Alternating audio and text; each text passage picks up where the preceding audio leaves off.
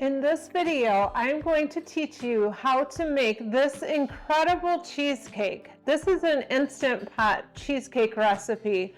I have made this a few times, and this will always be my go-to recipe. It is so good. And if you're new here, my name is Melinda, and now it's time to get started so I can show you how to make this cheesecake. Okay, for starters, we're going to start on the crust first. So I have these graham crackers, and I'm going to crush the whole box, and then I'll freeze what's left over. So next time I want to make a cheesecake, I'll have them in the freezer.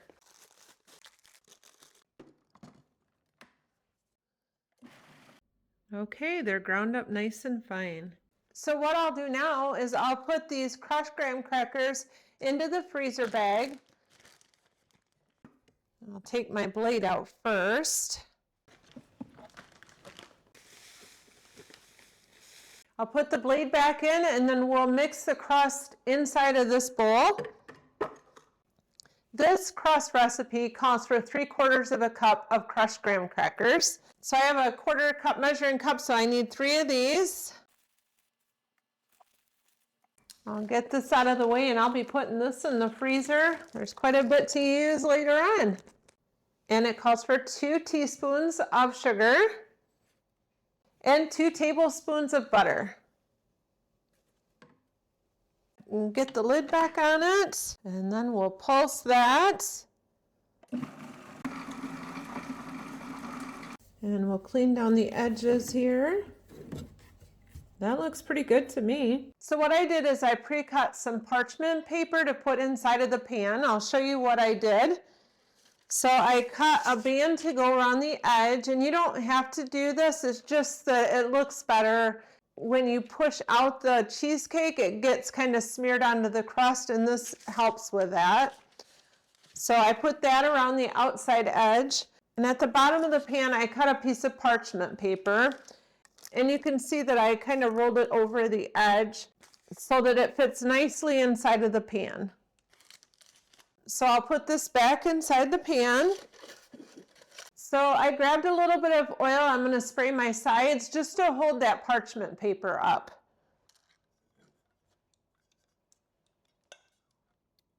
Otherwise it tries to fall.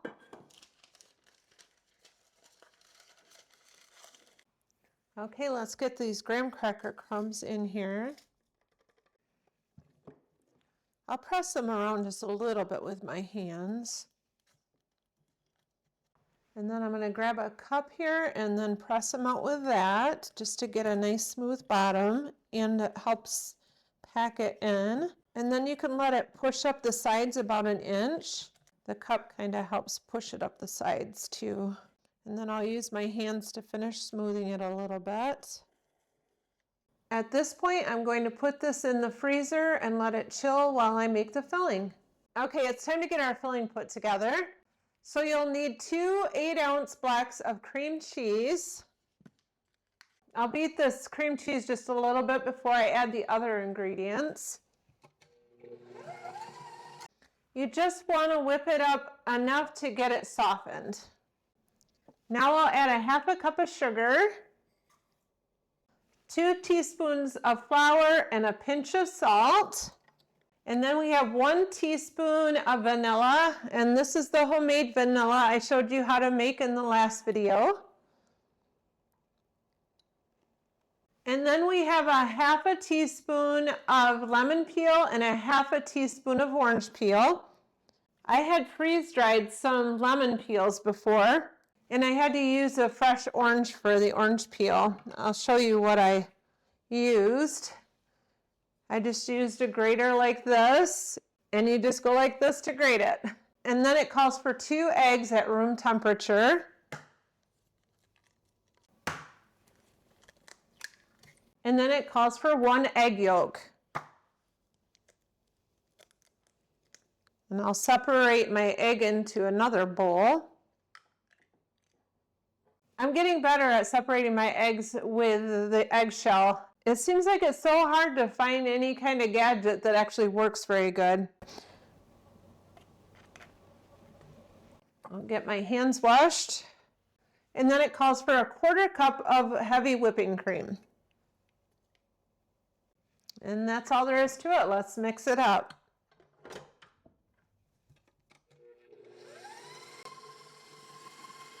We'll take our spatula and make sure that we get all the stuff off the edges here. That cream cheese likes to stick to the bottom and the edges, so make sure that you keep scraping it down. You don't want to over mix your mixture, but you want to make sure that it's relatively smooth. I think I'll give it a little more. I'm going to call that good. I went and got the crust, and we'll go ahead and put our filling in the crust.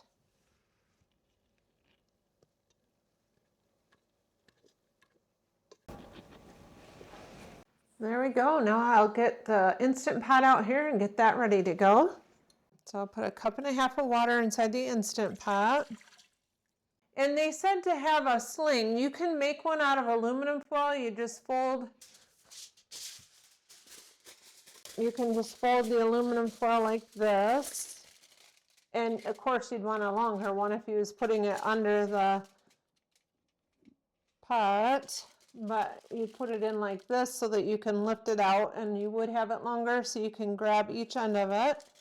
But I have this trivet here, and so I'm going to set it on there. Most of the time these come with these 6-quart Instant Pots come with a trivet. So this recipe says to put a piece of paper towel on the top and then loosely tarp aluminum foil over the top of it.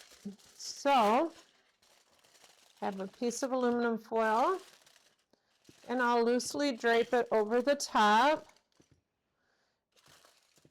You don't have to do this step. I've watched so many tutorials on different ways of doing this. Typically, unless I think it will hurt something, I just follow what the recipe says. So I'll set this down inside of the Instant Pot. There, it's nice and nestled down inside of the Instant Pot. And I'll get the lid back on it. And then we're going to cook this at high pressure for 38 minutes. So on this one you push manual, and then I'll increase the time to 38 minutes. Okay, I'm going to make sure I'm set to sealing here. All right, it'll probably take 10 minutes to come up to pressure, and then 38 minutes to cook. And then we'll wait 18 minutes. And then we'll release the rest of the pressure. So it's going to be a little over an hour, and we'll be back here to check and see how it did. Okay, it's time to let the steam out. I guess there wasn't any steam. We'll open this up. If you don't have foil over your cheesecake, you'll want to be careful lifting the lid to try not to get too much of the condensation that's built up on the top of the lid on top of your cheesecake. All right, so let's get this out of here. I'll set that down here. I'm going to grab a paper towel because we'll want to dab the top of this if there's any liquid, which there probably will be. All right, let's see what this looks like.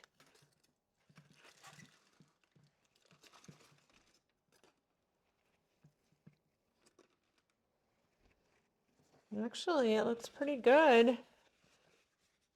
I don't see any liquid even on it. It has kind of has a little bit like of a rough texture on the top. We're going to be making up a sour cream mixture that will be put over the top of this. Okay, we're going to put sour cream in, and it calls for 1/2 cup. And then it calls for 2 teaspoons of sugar. And 1/2 teaspoon of vanilla. And I'll mix that up really good. This sour cream is a lot thicker than the regular stuff that you get in the store, but it is so good. I'm going to put these graham crackers in my food processor with the chopper blade inside of it. Okay, let's go ahead and put this on top of the cheesecake. I'll put it all in the center, and then I'll push it out to the edges afterwards. Try to keep it as neat as possible. This makes such a nice finish on the top. If you had any imperfections or anything like that, it would cover it up. And the flavor, a lot of people say, well, I don't like sour cream. But when you add the sugar to it, and this recipe calls for vanilla, not all of the recipes I've seen have vanilla in it, but I feel like vanilla just kind of kicks it up a notch. Okay, I'm going to let this sit here for an hour to cool. After an hour, we'll put it in the refrigerator for another hour, and then we will take it out of the pan and put it back in the refrigerator. Okay, it's set on the counter for an hour and it's set in the refrigerator for an hour, so now it's time to take it out of the pan. I'm going to use this glass to set it on. Okay, just push down. Nice and easy. And the paper's already coming off. And it's looking pretty already. So I'm going to set it on this plate. Then I'm going to put it back in the refrigerator for about 4 hours, and then we're going to sample it. It's better to wait 24 hours because the flavor is much better, but we're going to try it because I want to have this done today. And I've tried it in the past before it was supposed to be done and it still tastes great. So I'm going to get this in the refrigerator. Okay, I just pulled the cheesecake out of the refrigerator, so now it's time to put some toppings on it and cut into it and give it a try. I'll start out by seeing if I can take this bottom piece off of the bottom of this.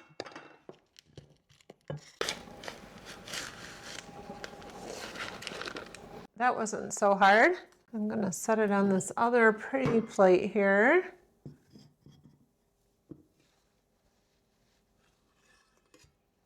Doesn't that look so good?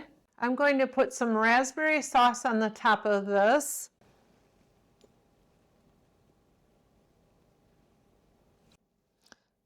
This is some raspberry sauce that I canned myself. Okay, now it's time to slice this.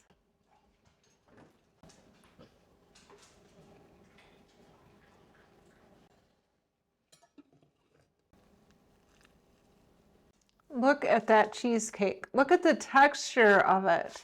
I think it's time that we give this a try.